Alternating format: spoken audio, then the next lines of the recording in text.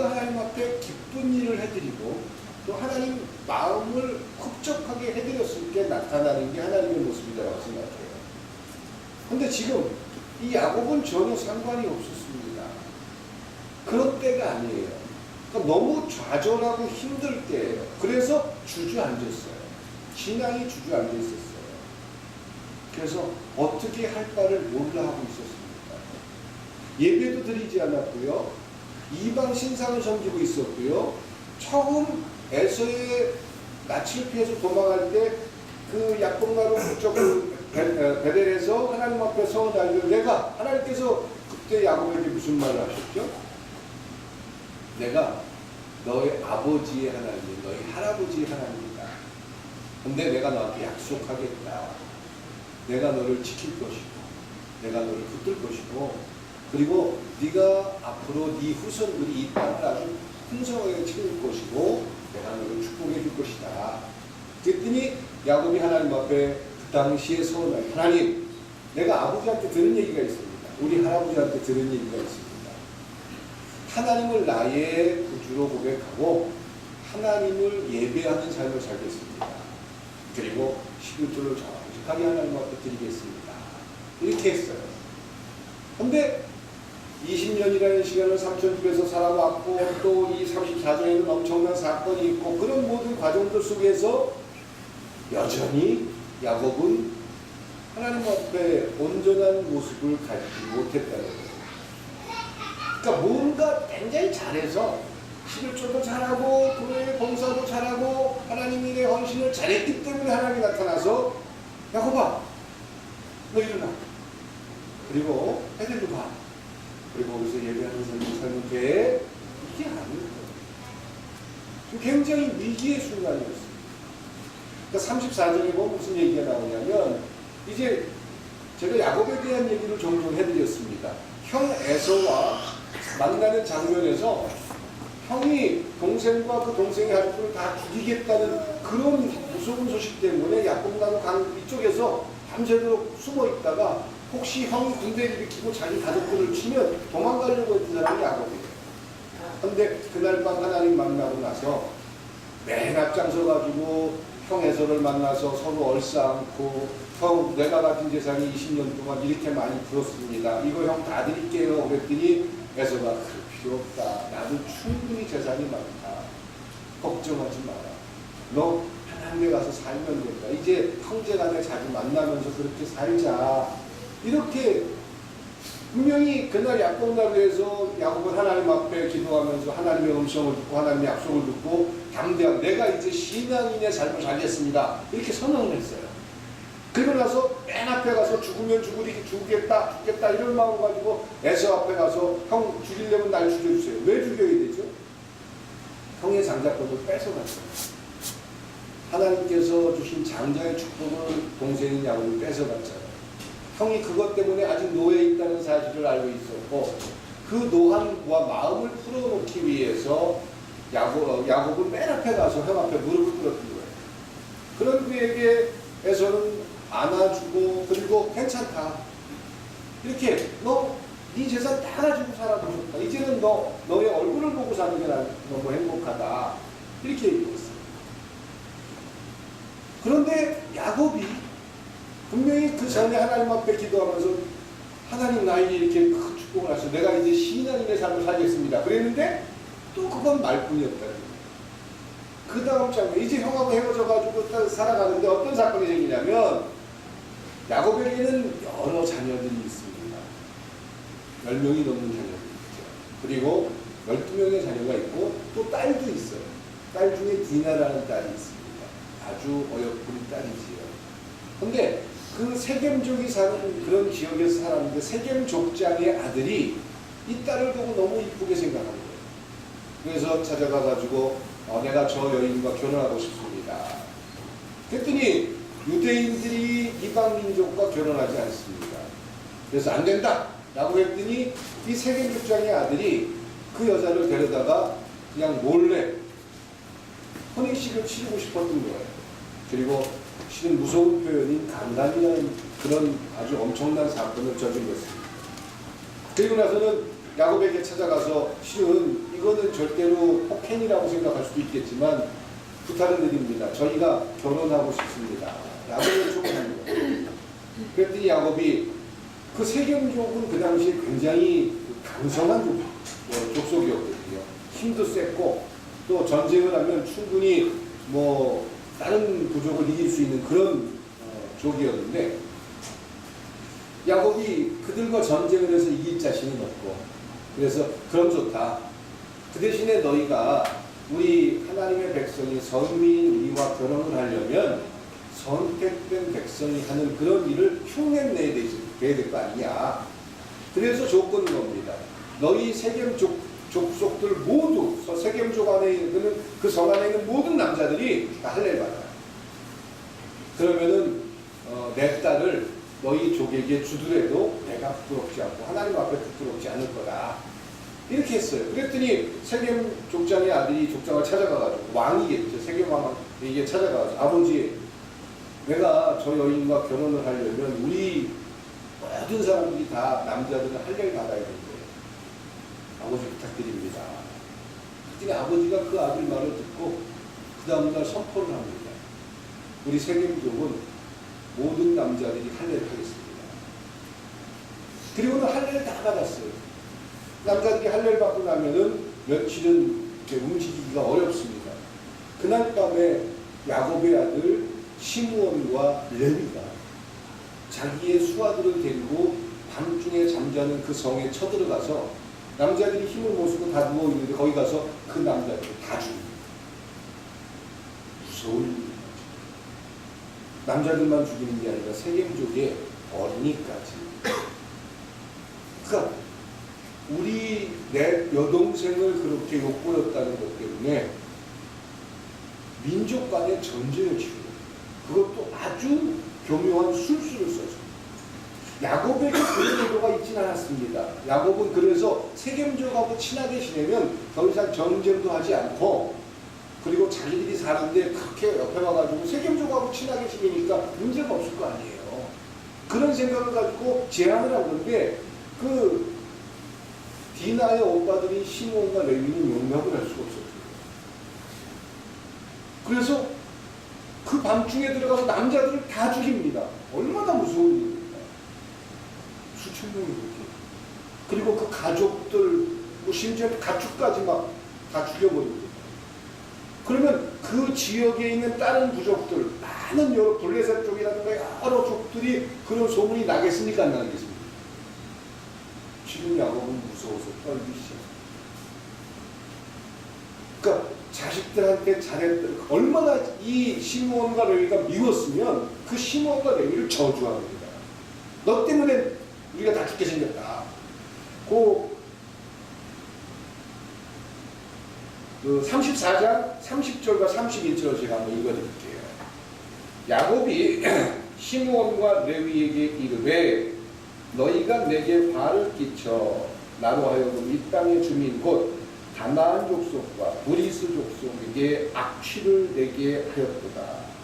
나는 수가 적은즉 그들이 모여 나를 치고 나를 죽이리니 그러면 나와 내 집이 멸망한다. 그들이 이르되 그가 우리 너희를 창녀같이 대구함이 옳으니까 시몬과 레위는 더 큰 소리 치는 거예요. 아버지, 참 아버지라는 사람이 어떻게 그럴 수가 있습니까? 무슨 뭐 화를 내는 거예요. 집안에도 막 분란이. 아버지는 너무 화가 나는 거예요. 우리가 다 죽게 생겼다. 이제 다른 부족들이 다 연합해서 우리를 쳐들어올 텐데 우리가 어떻게 전쟁을 하냐. 너희들 때문에 다 죽게 생겼다. 그랬더니 이 아들들은 무슨 소리입니까? 우리가 지킬 겁니다. 그러는데 이미 수적에서는 게임이 아니에요. 그렇게 두렵고 어려운 그런 상황. 그러니까 신앙생활을 굉장히 잘했거나 또 신앙을 지켰거나 그런 게 아니었어요. 야곱은 참 어렵고 힘들 때마다 하나님 앞에 도와달라고 그러면 하나님이 도와주죠. 그 도와주고 나면은 언제 그랬니 하듯이 또 옛날로 돌아가는 게 야곱의 모습이에요. 형 에서에게서 장자권을 뺏어서 도망갈 때 그 첫 번째 하나님을 만났을 때 하나님은 이렇게 약속해 줬습니다. 이제 아버지의 하나님, 할아버지의 하나님이었던 내가 너의 하나님이 되어주겠다. 두려워하지 마라. 이 모든 것들 속에서 너를 지켜줄 것이다. 야곱이 이야기합니다. 11조에만 자꾸 여러분들 마음 빼앗기지 마세요. 하나님, 내가 전에는 우리 아버지의 하나님, 할아버지의 하나님이었는데 이제 내 하나님이 되어주시고 나에게 이런 약속을 주시니까 나 하나님 앞에 신앙생활 제대로 하겠습니다. 그리고는 삼촌 집에 갔어요. 삼촌 집에 가서 살 시간이 20년, 21년 정도 됐죠. 그러면서 그 삼촌의 딸 둘을 결혼하고 그 둘의 몸종까지 자기 부인으로 삼으면서 거대한 부자가 됩니다. 그러면 그 당시에 야곱이 그렇게 하나님 앞에 소원을 하고 기도를 했지만 신앙생활을 잘했느냐? 어떤 것으로 단적으로 알 수 있냐면 삼촌 집에서 헤어져서 이제 자기 고향으로 돌아올 때 삼촌하고 삼촌의 아들들이 난리가 났어요. 그 가정이 굉장히 소중하게 여기는 우상, 저 돌이라든가 그 보석으로 되어 있는 그런 우상이 없어진 거예요. 그 우상을 이 야곱의 아내가 숨겨가지고, 그리고는 이거 우리 아버지 집에 있는 우상인데 딸은 아버지가 자기한테도 중요한가 봐요. 자기 아버지 집에 가보로 가보로 놓여진 그런 우상을 숨겨가지고 몰래 가지고 나왔어요. 야곱도 몰랐는데 나중에 야곱이 물어보니까 내가 갖고 있습니다. 그것 때문에 삼촌하고 그 삼촌의 아들들 그리고 군사가 나와가지고 지금 그거 내놓으라고. 우리 집 가보인데, 우리 집을 지켜주는 수호신인데 하나님이 믿는다고 했던 야곱이 그런 우상에 빠져 있어요. 그래가지고 막 그러는데 야곱이 들어보니까 자기 부인이 가지고 있거든요. 이거 걸리면은 자기 재산 다 뺏기고 삼촌하고 전쟁까지 하게 생겼어요. 그래서 어떻게 할까 고민을 하다가 야곱이 꾀가 많아가지고 아니 그 아내하고 짜고 그럼 저기 삼촌이 와가지고 우리 식구들 천막이다 보다 다 뒤지십시오. 다 찾아보십시오. 그러고 나서는 이 야곱의 아내가 말 위에 앉아 있었어요. 그리고 거기에 숨겨놨습니다. 거기도 뒤져야 되는데 어느 정도로 뒤지냐면 안장까지 다 뒤져야 되는데 저희 아내가 지금 경수를 하고 있습니다. 그런데 경수를 하는데 들춰보시겠습니까? 그래가지고 넘어갔던 거예요. 그런 사람들. 그러니까 하나님 앞에 신앙생활 하겠습니다. 그런데 여전히 우상을 섬기고 집안에서 복을 빌어주는 일들의 마음을 빼앗겼던 게 야곱이에요. 신앙생활을 굉장히 잘했거나 그게 아니에요. 어렵고 힘들 때는 하나님 앞에 매달립니다. 또 고향에 돌아갈 때도 형을 만나러 갈 때도 그 밤에 무서워서 약동강을 건너편에다가 자기 가족들 다 나오고 자기는 이쪽에서 밤새도록 기도하고 하나님 나 좀 살려주세요. 지금 형이 군사를 몰고 온다고 하나님 앞에 매달리고 그랬더니 또 하나님께서 그런 문제를 해결해 주세요. 그러고서 야곱이 똑같이 이야기 하나님 내가 앞으로 신앙생활 잘 해볼게요.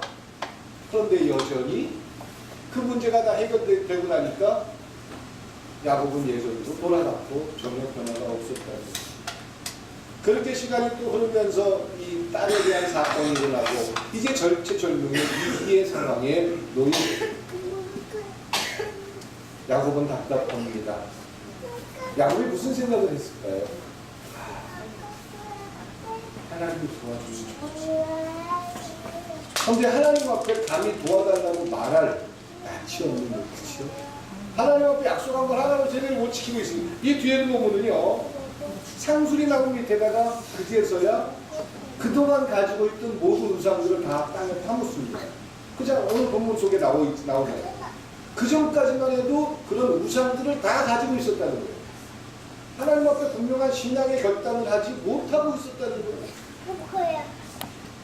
근데 너무 절체절명의 위기고 지금 자기 생명, 자기 가족들 모두가 어려움에 처할 수 있는 그런 상황이 놓이다 보니까 도와달라고 말하기도 어려워.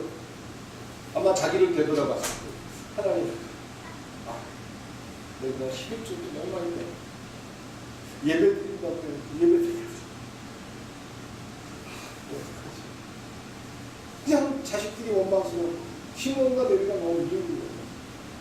그래서 나중에 야곱이 그 숨을 거두면서 자식들을 축복하고 저주하는 그런 장면이 나옵니다. 이게 얼마나 상처가 됐으면 신앙의 고백을 하고 살면서도 야곱이 나중에 시몬과 레위를 저주합니다. 너희들은 나중에 너희들 후손들이 저 밑에 가서 남들을 이렇게 떠받드는 노예 같은 삶을 살게 될 것이다. 이렇게 아주 저주를 합니다. 근데 그 역사는 희한하게 또 바뀌는 그런 사건이 생기긴 하죠. 그건 이제 지금 얘기하면 너무 길어지니까.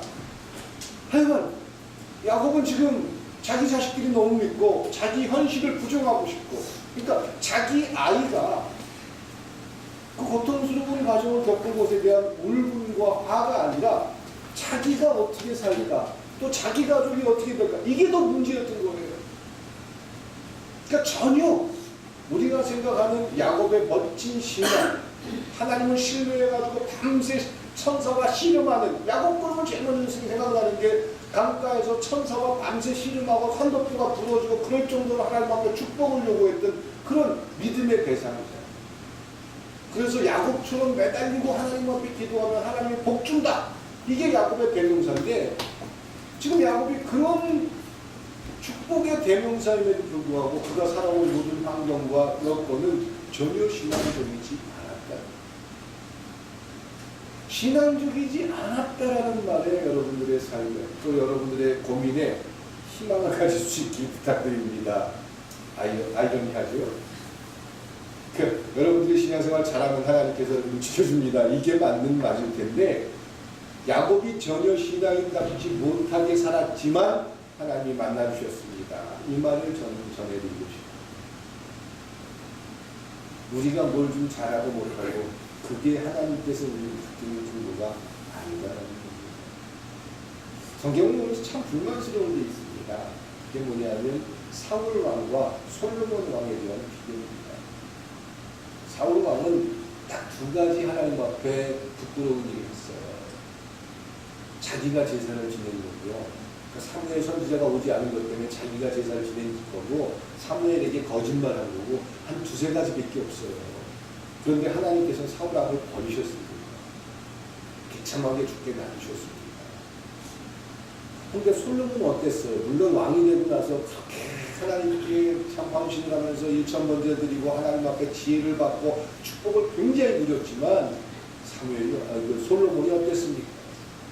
우상을 섬기고, 또 성전 안에 부끄러운 일들이 너무나도 많이 일어나고, 하나님을 거의 버렸던 사람. 신앙 자체를 다 아세라의 목상이 들어오고 바알의 신상이 들어오고, 하나님 너무 화가 났는데, 하나님 솔로몬을 정말 꾸짖고 심판하고 싶었는데, 하나님이 무슨 성경에 어떤 표현을 하냐면, 솔로몬을 봐서는 그 대에 뭔가 그냥 팡 하고 혼내주고 싶은데, 누구 때문에 참죠? 누구 때문에 참아요? 다윗 때문에 참습니다. 솔로몬의 아버지 다윗을 생각했습니다. 하나님은 다윗을 얼마나 이뻐했는지 몰라요. 다윗은 죽었습니다. 지금 다윗이 없습니다. 다윗 다음에 솔로몬이 왕이 됐어요. 근데 솔로몬이 너무나도 부끄럽고 하나님 앞에 그렇게 회개할 기회를 줬는데도 회개하지 않으니까 하나님 화가 났는데, 그 솔로몬 시대에 하나님께서는 나라를 나누고 싶었는데, 누구 때문에? 아버지 다윗을 생각하니까 도저히 하나님 마음이 아픈 거예요. 아우, 내가 다윗 생각하면 내가 참자 이런 것 같아요. 아니, 우리 식의 언어로 사용하면, 아우, 다윗을 봐서라도 내가 조금 더 참아야지. 그리고는 솔로몬의 아들 르호보암이 왕이 됐을 때 나라가 둘로 나눠집니다. 그러니까 솔로몬 시대에 나눠졌어야 할 그런 일들이 솔로몬 때문에가 아니라 아버지 다윗 때문에 하나님은 그 징계를 유보하셨던 거예요. 솔로몬이 죽고 나서 그 아들 르호보암이 왕이 됐을 때 나라가 남유다와 북이스라엘로 나눠지게 되죠. 그건 솔로몬의 잘못된 일들인데, 그러니까 이런 걸 보면, 야, 하나님 좀 이상해요. 좀 형평성이 안 맞는 것 같아요. 누구는 정말 우리가 볼 땐 별거 아닌 것 같은 것 때문에 그냥 인정을 안 해버리시고, 누구는 그렇게 잘못하고 그렇게 부끄럽고. 그러니까 하나님은 누군가를 굉장히 편애하시는 것 같아요. 저는 우리 꿈이 있는 교회가 또 우리 성도들의 삶이 하나님 앞에 이런 편애를 받는 하나님의 약속의 자녀가 될 수 있길 주님의 이름으로 축원드립니다. 우리 자녀들, 우리 김영은 집사님 또 그 대에 뭔가 내가 이렇게 하나님 앞에 못난 일을 많이 했는데 왜 하나님 나한테 이렇게 편애하시지? 근데 그게 아버지 장로, 어머니 권사님의 눈물과 기도 때문이었다라고 한다면 그것이 얼마나 큰 축복이겠어요. 지금 여기 계신 분들의 신앙의 분명한 비전과 가치가 여러분들의 자녀들에게 이어져서 우리 다인이가 컸을 때 우리 엄마가 맨날 교회 나가서 열심히 기도하고 우리 할아버지가 신앙 안에서 열심히 사셨는데 그게 나에게 이렇게 하나님의 손길로 이어지는구나. 이걸 이 아이들이 발견하게 될 때 얼마나 넉넉하겠습니까? 그 놀라운 신앙의 축복이 여러분들의 후손과 여러분들의 자녀들에게 연결되고 이어지게 할 수 있길 주님의 이름으로 축원드립니다. 그러면 뭘 근거로 하겠느냐? 그럼 왜 사울은 그렇게 하나님 앞에 버림을 받고 솔로몬은 하나님 앞에 사랑받느냐?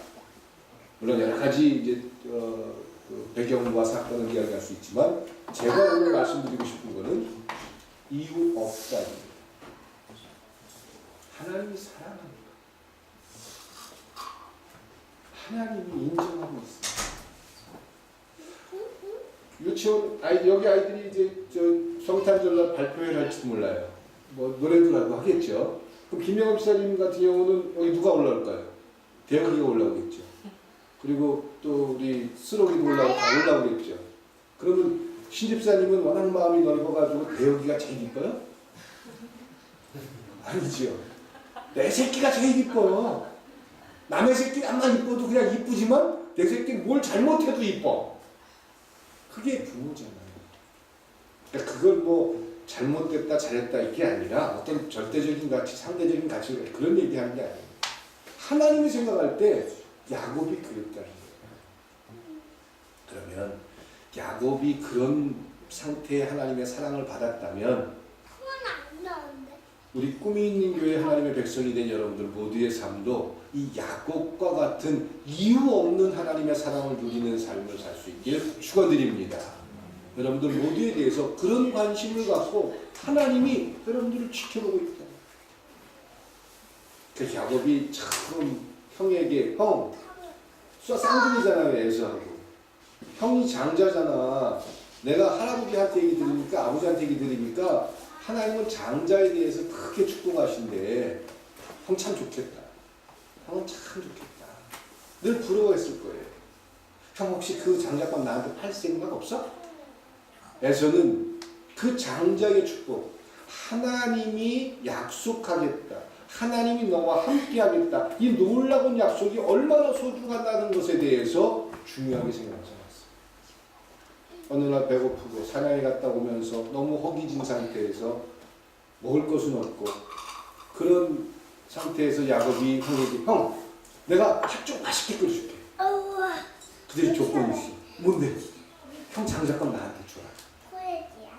장작감 그게 뭐 대단한 거야. 장자의 축복? 에이 없어도 돼. 난 이미 부자인데 아버지가 나에게 모든 큰 것을 맡겼는데 그래 이 내 눈앞에 보이면 이 재물이 더 중요한 거지? 그런 거 중요하지 않아. 그래 지금 나 당장 배고픈데 그래 가져와. 팥죽 한 그릇 갖고 와. 그러고 나서는 팥죽 한 그릇 먹으면서 내가 이 장작감 너한테 줄게. 그렇게 선언을 했던 겁니다. 이제 그 선언 때문에 성경의 역사는 에서는 뒤로 빠지고 야곱이 주인공으로 이어지게 됐죠. 나중에 에서는 알게 됩니다. 하나님의 약속의 자녀가 된다는 것이 얼마나 소중한 건지. 아버지에게 모든 재산을 물려받는 그런 권리는 얻었지만 하나님께서 기억하고 축복하겠다라는 그 약속을 받을 수 없다는 사실을 알게 되고 그래서 동생 야곱을 죽이려고 했던 겁니다. 그거란 엄마가 너 여기 있다가는 아빠도 지금 화가 났고 이삭도 굉장히 화가 난 겁니다. 그리고 형도 화가 났으니까 빨리 삼촌 집에 도망가라. 그리고 내쫓은 게 삼촌 라반의 집으로 도망을 갔던 그런 사건입니다. 근데 여러분들이 약속을 붙들어야 된다. 제가 지금 말씀드리고 싶은 것은 하나님께서 사랑하는데 우리가 감히 이렇게 이야기할 수 있어요. 하나님, 저 사람은요, 교회도 잘 안 나오고, 난 열심히 하는데 왜 이래요? 이럴 수도 있어요. 근데 우리 꿈이 있는 교회 성도들 안에서는 서로 비교가 없길 바라고요. 하나님은 여러분들 모두에게 야곱의 하나님이 될 수 있길 주님의 이름으로 축원드립니다. 이유 없습니다. 내가 기억하고 내가 사랑하고 내가 약속한 내 자녀이기 때문입니다.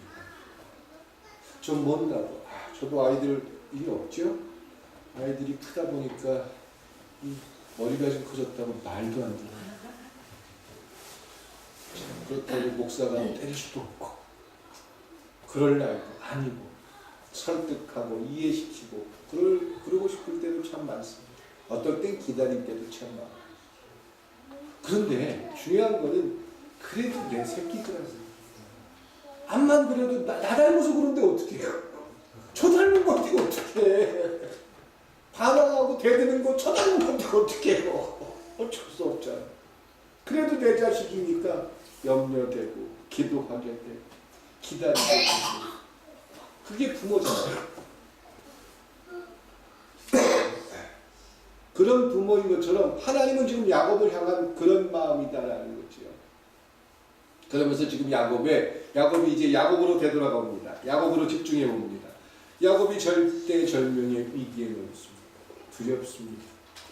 그런데 하나님은 미리 준비를 다 해놓고 있는데 지금 이후에 보면은 야곱이 베델로 올라가는데 그 근방에 있는 어떤 부족도 야곱을 찾아와서 전쟁을 걸거나 야곱에게 대항하는 사람이 한 명도 없습니다. 야곱을 두려워합니다. 이 뒤에 쭉 보면 그런 내용이 나오는데 하나님은 그런 모든 것들을 준비해 놓으셨어요. 그런데 야곱은 당장 지금 내 눈앞에 보이는 현실, 전쟁이 일어날 것 같고 그 자기 자녀들이 그렇게 무서운 일을 한 것들에 대한 두려움, 그런 것에 벌벌 떨고 있었어요. 그랬더니 처음 아브라함에게 99세 때 하나님께서 나타나셔서 하신 말처럼 야곱아, 이제 더 이상 주저앉지 마. 일어나. 나는 너의 하나님이잖아. 네가 자격이 있건 없건 중요하지 않아. 그동안 신앙생활을 잘했건 못했건 그건 아무런 소용이 없어. 나는 언제나 너의 하나님이란다. 그리고 야곱으로 가면 일어나. 그리고 더 이상 여기 머물지 마. 약속의 땅 베델.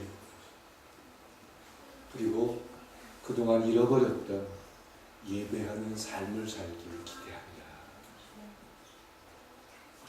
제가 자녀들에게도 하는 말이고 또 늘 하는 말이지만 주일날 예배하는 것도 예배지만 우리의 삶에 예배하는 삶을 살 수 있길 주님의 이름으로 축원드립니다. 예배하는 삶이라는 건 단순히 몸만 와가지고 잠깐 예배 시간에 앉아있는 게 아니라는 거지요. 그 하나님이 내 가정의 주인입니다. 내 지갑의 주인입니다. 내 삶의 이런 것들의 주인입니다. 이걸 고백하는 거예요. 야곱에게 왜 잊어버리고 있니? 네가 힘들고 어려운 모든 사건은 네가 망각하고 있기 때문이 아닐까? 잃어버렸던 신앙, 하나님이 그와 함께했던 모든 사건들, 그걸 통해서 일어나길 기대하시는 거예요. 그리고 더 이상 그 자리에 있는 것이 아니라 예배하는 자의 모습으로 살기를 기대하시는 거예요. 이제 야곱은 드디어 그 노년에 돼서야 1절과 2절 사이를 보면 아주 짧은 절수지만 아마 그 야곱의 삶에 최초로 변화라는 단어를 사용할 수 있지 않을까 생각합니다. 그대로 힘들고 어려운 그런 상황에 아니 죽을 고비도 여러 번 넘겼지만 그 힘든 상황과 여건 속에서 야곱이 스스로가 고백을 합니다. 자, 처음으로 자기 부인들과 자녀들 그들 모두에게 선언하기를 자, 우리가 가지고 있는 모든 신상을 이제 버리자. 하나님보다 더 소중하게 생각했던 모든 것들을 이제 포기하자. 그리고 상수리 나무 그거 알면 가서 찾아오면 거기 금붙이가 굉장히 많을 것 같은데 거기다 다 묻자. 이제 더 이상 매이지 말자. 하나님을 내가 과거에 처음 만났을 때 이 야곱이 경험했던 하나님이 얼마나 많습니까? 야복나루에서 천사가 씨름하면서 축복을 매달렸던 그런 경험도 있고요. 환도뼈가 부러져가지고 평생을 절고 다니는데 그걸 보면서도 늘 똑같은 모습을 가지고 살았는데 그리고 천사가 오르락 내리락 하는 장면도 봤죠. 그 무섭던 형이 변해가지고 자기를 사랑해주는 놀라운 모습도 경험했죠. 그런데 전혀 자기의 모습은 그대로였다는 거죠. 그럼 그가 하나님의 약속, 자 일어나.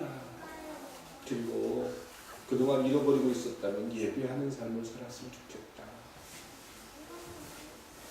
그렇게 하나님이 약속해 주자 드디어 가장 묵혀있던 야곱의 부끄러움들 가족들 다 모아놓고 신상 자기들이 갖고 있는 모든 신상 다 가져와라. 그리고 여기다가 다 묻고 이제 더 이상 이런 신상 재물신, 부엌신, 무슨 신 이런 거 우리 하지 말고 하나님 앞에 예배하는 자로 살자. 그리고 그 가족들을 데리고 베델로 갑니다. 그리고 거기서 그는 예배하는 자로 살아갑니다.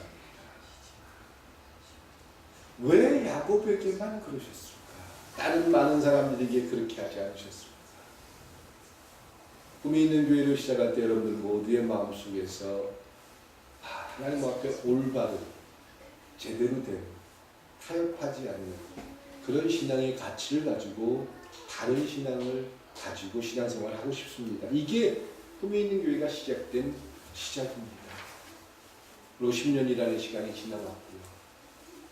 그런 모습 속에서 여전히 하나님은 교회와 성도들을 지키시고 또 보살피시고 또 지금 좌절하거나 힘든 그런 상황에 놓여 있는 분들에게도 또 우리 모두에게도 오늘 야곱에게서와 마찬가지로 일어나라고 말씀하시는 줄 믿습니다. 예, 자격이 있어서 없어서가 아닙니다. 하나님의 약속을 붙들고 있기 때문에 누군가가 우리에게 왜 그 교회만 그렇게 하나님 사랑하셔요?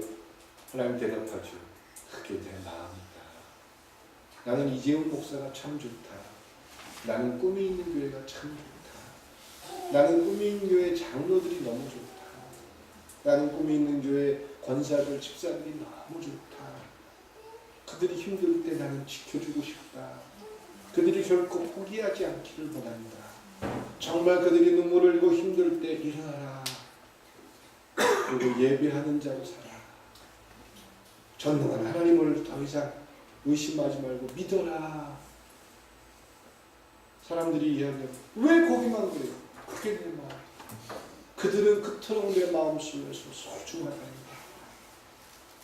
이 하나님의 소중한 사랑이 여러분들의 삶과 가정과 기업에 야곱처럼 누려져서 이제 과거의 신상을 다 땅에 묻고 이제 예배하는 자로 그래서 엘 베델이라 부르는 여러분들의 고백이 있기를 주님의 이름으로 축원드립니다. 기도드리시겠습니다. 사랑과 은혜의 하나님, 하나님의 사랑이 야곱에게 임했고 그 사랑은 야곱을 변하게 만들었습니다.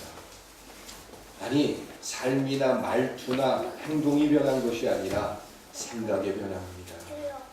이제 그는 예배자로 살게 된 줄 믿습니다.